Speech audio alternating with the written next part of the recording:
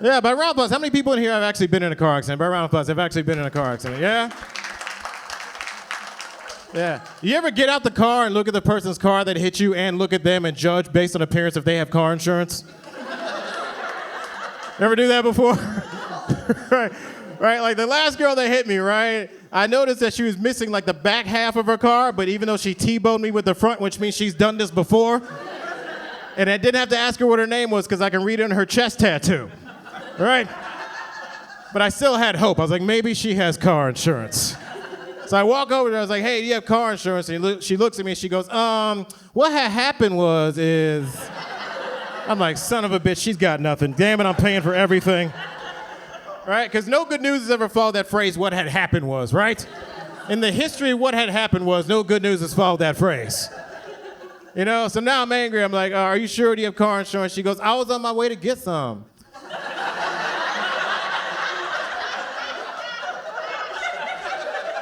I was like, bitch, no one has ever said that phrase before. You on your way to get some car insurance?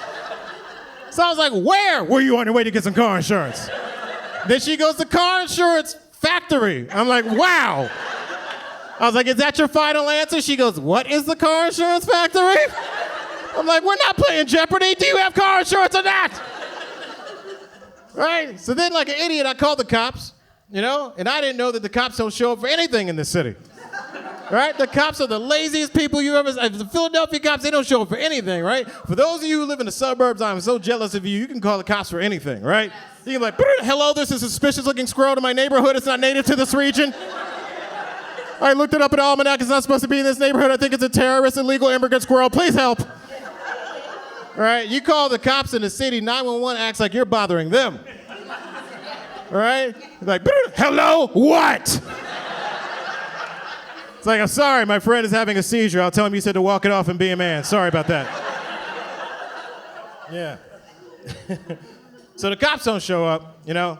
You know who showed up first? Not the cops. You know who showed up? Her uncle on a bicycle. I'm 100% sure that he stole.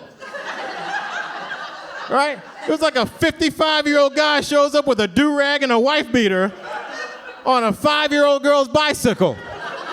Right? It's pink, it's got tassels on the handlebars, there's like a basket, there's like Hello Kitty stickers on it, like she tricked it out herself until he took it from her, you know? So he shows up to the scene, I'm like, hey, who are you? He's like, man, I'm an uncle. And I was like, hey, does your niece or anybody in the family have car insurance? He goes, man, do I know you from somewhere? I was like, that's not what I asked you. He goes, I think I know you from somewhere. I was like, where do you think you know me from? He's like, man, were you a correctional officer at Greater State Prison from 1999 to 2015? And I was like, oh no, I'm about to get shanked and I don't have a car. Right? So now I gotta put my emergency Black Lives Matter hat on real quick, right?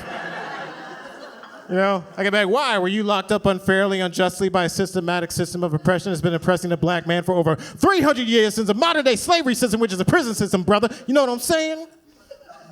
And he goes, man, what had happened is... I'm like, son of a bitch. Hate this entire family.